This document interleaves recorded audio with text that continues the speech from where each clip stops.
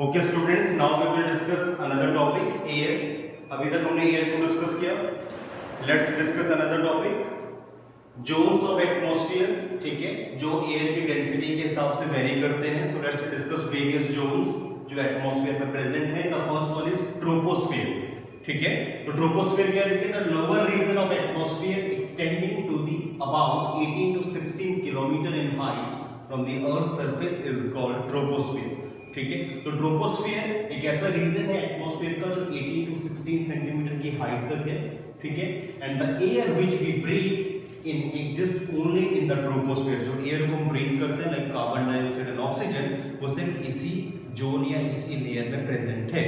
और कौन कौन सी कंडीशंस होती है इस लेयर में? देखिए, क्लाउड फॉर्मेशन है, लाइटनिंग है, प्रेसिपिटेशन। तो ये सभी जो नेचुरल फिनोमेनन है सभी इसी एटमॉस्फेयर के जोन में होते हैं। ठीक है, कौन सा? सबसे नियर बाय जो है ट्रोपोस्फेयर है। ट्रोपोस्फेयर के बाद दूसरा जोन जो है वो है स्ट्रेटोस्फेयर। ठीक है, स्ट्रेटोस्फेयर में जनरली टेम्परेचर इक्वल रहता है, ये आइडियल कंडीशंस होती हैं। ठीक है, एटमॉस्फेयर की। तो the zone that lies above the troposphere is called stratosphere. ऐसा जोन एटमॉस्फेयर का जो बिल्कुल जस्ट अबव द ट्रोपोस्फेयर हो वो स्ट्रेटोस्फेयर है। It extend up to 30 to 50 kilometre, ये 30 to 50 किलोमीटर तक है। And it has an amount of ozone gas which form a layer around the earth known as a ozone layer or ozonosphere। इसी stratosphere में एक protective layer है जिसे हम कहते हैं ओजोन लेयर या ओजोन स्फीयर। ठीक है, जो सन से इमिट होने वाली अल्ट्रावायलेट हार्मफुल रेज से हमें प्रोटेक्ट करता है। ठीक है, later we will discuss about at the end of the chapter ozone hole and ozone formation. तो हम उसमें डिस्कस करेंगे कि ओजोन कैसे फॉर्म होती है। ठीक है, तो जनरली अभी हमें ये समझना है कि फंक्शन क्या है ओजोन का। इसका फंक्शन है कि प्रोटेक्टिव शील्ड क्रिएट करना अर्थ के चारों ओर, जिससे वो हार्मफुल यूवी रेज से प्रोटेक्ट हो रहे। ठीक है, अगर ये यूवी रेज हार्मफुल अर्थ में एंटर हो जाती हैं तो इट कैन कॉज कैटरेक्ट, ठीक है, skin cancer and other diseases right. So second layer है स्ट्रेटोस्फेयर। ठीक है, जस्ट अबव द ट्रोपोस्फेयर। ठीक है, जिसे हम कॉमनली ओजोनोस्फेयर भी कहते हैं due to presence of ozone gas या ozone layer. Now the third one is mesosphere. Mesosphere क्या है? देखिए, it extend up to 50 kilometre, ये 50 किलोमीटर तक एक्सटेंड होती है। And the burning of meteoroids on entering from the space occur in this layer. जो meteoroids burn होते हैं और बर्न होते हुए हमें दिखाई देते हैं वो इसी लेयर में हमें दिखेंगे। ठीक है, कौन सी लेयर है? मेसोस्फेयर है। और कहां तक एक्सटेंड है? अप टू 50 किलोमीटर तक। इंपॉर्टेंट है, आपको याद रखना है कि कौन कौन सी रेंज है हर एक लेयर की। Okay, now the fourth one is thermosphere. Thermosphere extend कहां तक होता है? देखिए, it extend between 80 to 100 kilometre.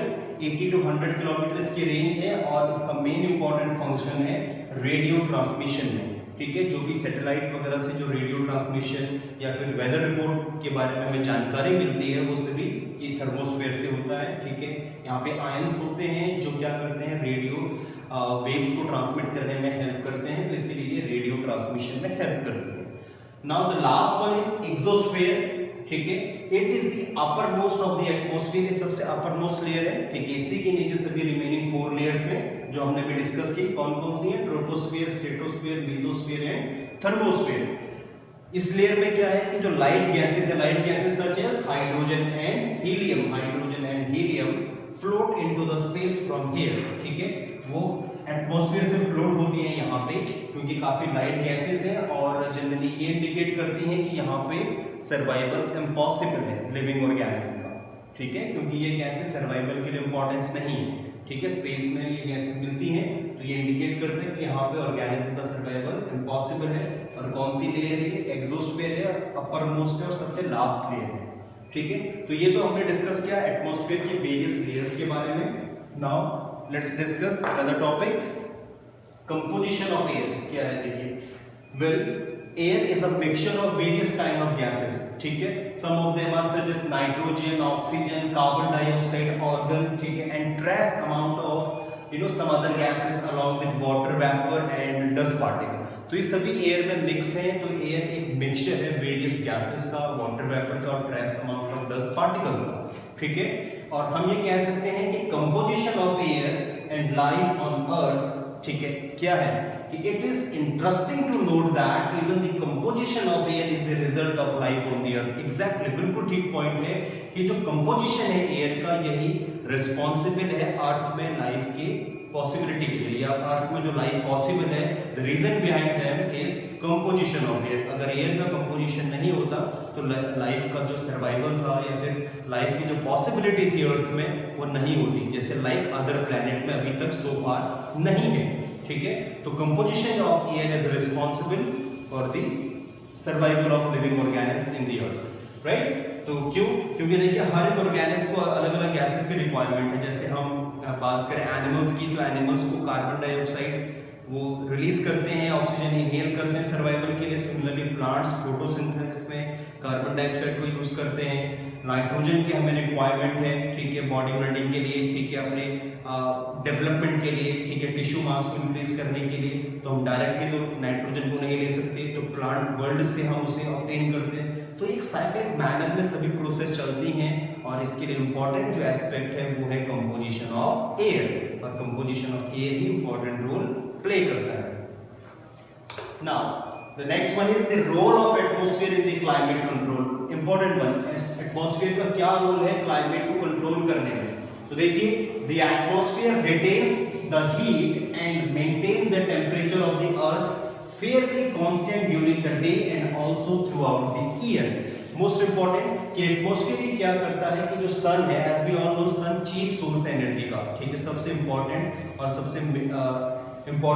सबसे चीफ इंपॉर्टेंट सोर्स जो है एनर्जी का हमारे अर्थ पे वो सन ही है। ठीक है, तो सन से जो हीट एनर्जी या हीट रेडिएशन ट्रांसमिट होती है, तो उसको क्या करना, अब्सॉर्ब करना, और उसी से उसको मेंटेन करना ताकि ना टेम्परेचर राइज हो ना डिक्रीज हो।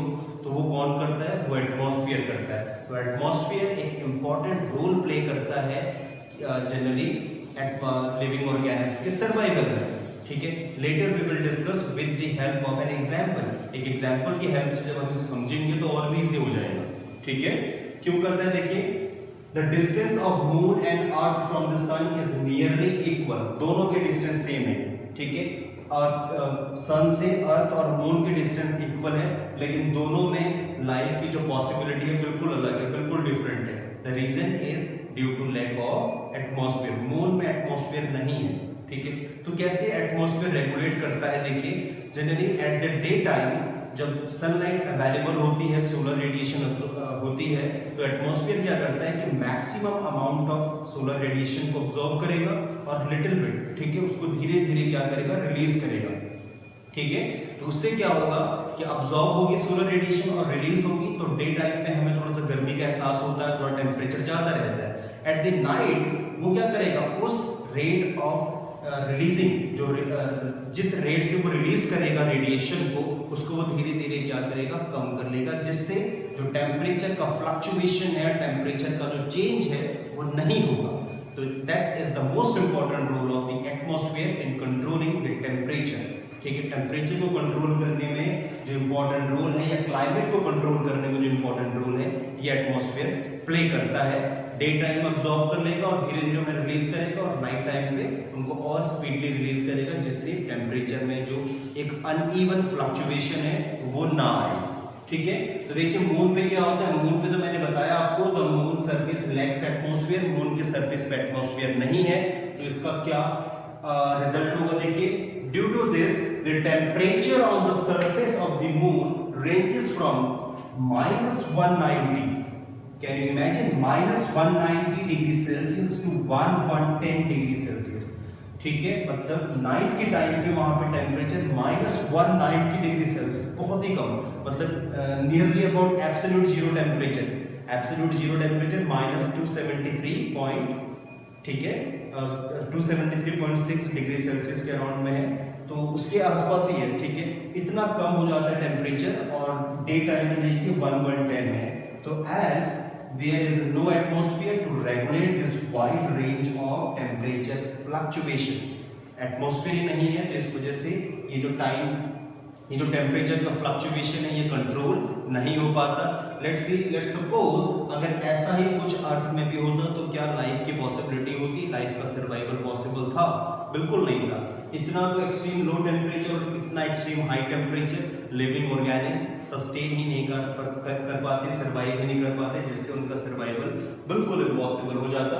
तो ये इंपॉर्टेंट रोल है, एग्जाम में आपसे पूछा जाता है कि what is the role of atmosphere in climate control, तो आपको यही लिखना है जो इसमें मेंशन्ड है और जो मैंने अभी आपको समझाया।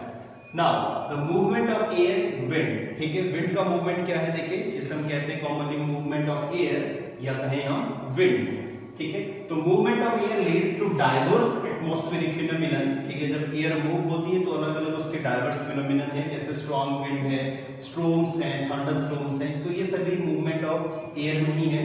And all this phenomenon result in the following factor, ठीक है, और ये सभी जो फिनोमिनन है this leads to the formation of wind. So let's discuss how wind form. Well, it occurs due to the solar radiation. Generally, solar radiation से होता है that are reflected back or radiated by the land or water bodies. ठीक है, जो reflect back होता है और re-radiate होगा water bodies से। अभी बहुत important है, बहुत simple process अभी आपको समझ में आएगा। इसी के basis पे हम sea bridge और land bridge को discuss करने वाले हैं। So these radiation heat the atmosphere from below and as a result convection current develop in the air। तो ये क्या करती है, कन्वेक्शन करंट डेवलप होगी क्योंकि सोलर रेडिएशन से जो एटमॉस्फेयर है वो हीट होगा। And in the addition the land gets heated faster than the water during day, and as a result क्या होगा कि जो लैंड है वो बहुत जल्दी फास्ट हो जाएगा, फास्टली हीट हो जाएगा एज कंपेयर टू दी कोई वाटर बॉडी है, जैसे कोई सी है, कोई ओशन है, उसके मुकाबले। And as a result the air over the land, जो एयर प्रेजेंट है लैंड के ऊपर से, तो वो क्या होगी, हीट होने से राइज होगी, ठीक है, और हम उस एयर को क्या कहेंगे, hot air. As we all knows hot air rises up very quickly, hot air बहुत जल्दी राइज अप हो जाती हैं। तो डे टाइम में लैंड पे ज्यादा टेम्परेचर होने की वजह से जो हॉट एयर है वो ज्यादा राइज अप होंगी और वहां पे एक एरिया क्रिएट होगा लो प्रेशर का। Due to low pressure area, जो एरिया है अबव दी वाटर बॉडी, कोई वाटर बॉडी के ऊपर, वो क्या होगा, हाई प्रेशर का एरिया होगा, ठीक है, क्योंकि वहां पे क्या है, टेम्परेचर कम है as compare to the land. तो क्या होगा, हमेशा हमें पता है कि सब्सटेंसेस मूव होते हैं higher pressure to lower pressure, तो वहां से क्या होगा कि एक विंड क्रिएट होगी जो कहां से, वाटर बॉडी से लैंड की तरफ मूव होगी, और उसी को हम कहते हैं सी ब्रिज, जिसको हम लेटर डिस्कस करने वाले हैं। और यही रिजल्ट है विंड के फॉर्मेशन में, इसी बेसिस पे विंड फॉर्म होती है, ठीक है। तो हम क्या बताया मैंने आपको, now air from the area of high pressure will move towards the area of low pressure and thus producing wind और ब्रीज। यही फिनोमिनन है behind the formation of wind या ब्रीज। कैसे ब्रीज या विंड फॉर्म होती है, तो यही है, low pressure and high pressure का कॉन्सेप्ट है। लेटर भी और डिस्कस करेंगे इसको और अच्छे से समझ में आएगा, ठीक है। पैटर्न पढ़ लेते हैं, पैटर्न पे ही ये कंसेप्ट बेस्ड है। देखिए, pattern of air movement in coastal area. तो क्या होता है, देखिए, ड्यूरिंग डे टाइम, जो मैंने अभी आपको समझाया, फिर से एक बार डिस्कस करते हैं इसको। देखिए, the land gets heated faster during the day, exactly due to high solar radiation और ह्यूमन एक्टिविटीज की वजह से हम इमिशन करते हैं, फॉसिल फ्यूल को बर्न करते हैं, व्हीकल्स को रन करते हैं। इस वजह से क्या होगा कि जो टेम्परेचर होगा लैंड पे वो जनरली ज्यादा होगा as compare to the water. That's why the air above the land starts rising up. जो एयर है लैंड के ऊपर वो जल्दी राइज अप होनी शुरू हो जाएगी क्योंकि वो हॉट एयर है। And as a result, as a region of low pressure is created, और एक लो प्रेशर का रीजन क्रिएट होगा, ठीक है। Due to this the air over the sea, जो हाई प्रेशर का एरिया है, मूव्स टुवर्ड्स द लैंड, जो लो प्रेशर का एरिया है। Why? To fill the space, जो वेकेंट स्पेस है उसे फिल करने के लिए, ठीक है। लैंड के ऊपर जो लो प्रेशर का एरिया है उसे फिल करने के लिए सी से, ठीक है, एयर मूव होगी जहां पे हाई प्रेशर का एरिया है, and the result is that to fill the space, and this movement of air from high pressure area towards the low pressure area creates winds। जैसा कि प्रीवियस स्लाइड में हमने discuss किया था, wind create करती है। And this is the reason that the direction of wind during the day time is from sea towards the land. और यही रीजन है कि दिन के समय में जो विंड का डायरेक्शन होता है वो क्या होता है, सी से लैंड की तरफ, ठीक है। और यही ब्रीज क्या होती है, काफी कूल होती हैं, ठंडी होती है, इसीलिए हम इन्हें कहते हैं सी ब्रीज, ठीक है, या सी एयर भी कहा जाता है। That's why generally day time पे, मॉर्निंग टाइम पे लोग बीचेस पे घूमना पसंद करते हैं, ठीक है। रीजन बिहाइंड दैट इज कि सी से दिन के समय में ठंडी हवाएं, कूल ब्रीज आती है, ठीक है। अब बात कर लेते हैं नाइट टाइम पे क्या होगा। बिल्कुल इसी का रिवर्स प्रोसेस हो जाएगा। At the night both land and sea starts cooling, बिल्कुल कूल होने शुरू होंगे, क्योंकि सोलर रेडिएशन तो है नहीं, सनलाइट तो अवेलेबल है नहीं, तो हीट तो कोई करेगा नहीं उनको। Now since land cools down faster, land बहुत जल्दी कूल डाउन हो जाएगा देन वाटर, ठीक है। ह्यूमन एक्टिविटीज भी रुक चुकी हैं। Now the air above land becomes cooler which develop a high pressure area, ठीक है। और जो एयर है लैंड के ऊपर वो क्या हो जाएगी, काफी ज्यादा कूल हो जाएगी और वो एक हाई प्रेशर का एरिया क्रिएट करेगी। Similarly as the hot air above sea rises up, और जो हॉट एयर है सी के ऊपर अब वो राइज अप होगी, क्योंकि दोनों के प्रेशर में एक डिफरेंस क्रिएट होगा जिसे हम कहते हैं कंसंट्रेशन ग्रेडियंट, मतलब डिफरेंस इन कंसंट्रेशन, दोनों की कंसंट्रेशन है। इस वजह से नाइट के टाइम पे जो एक लो प्रेशर का एरिया क्रिएट हो जाएगा कहाँ पे, सी के ऊपर, और हाई प्रेशर का एरिया क्रिएट होगा लैंड के ऊपर। तो इसी वजह से due to this cool air from high pressure, मतलब लैंड से मूव होगी कहाँ की तरफ, सी की तरफ। Reason being to fill the space, जो वैकेंट स्पेस है उसे फिल करने के लिए, and therefore the direction of wind during night is from land towards the sea. और इसी वजह से नाइट के टाइम पे जो डायरेक्शन होती है एयर की या विंड की, वो होती है लैंड से सी की तरफ, और इसे हम कहते हैं लैंड ब्रीज, ठीक है। तो ये कॉमन सा फिनोमिना था जो हमने डिस्कस किया। डायग्रामेटिकली समझते हैं इसे, देखिए एग्जैक्टली देखिए, सी कूलर, ठीक है, कूल सी ब्रीज, यहाँ पे मैंने बताया आपको लो प्रेशर, ठीक है, यहाँ पे हाई प्रेशर, ठीक है, low pressure area due to hot air, ठीक है, हॉट एयर की वजह से, ठीक है, जो वार्म एयर है वो राइज अप हो जाएगी, लो प्रेशर का एरिया क्रिएट होगा।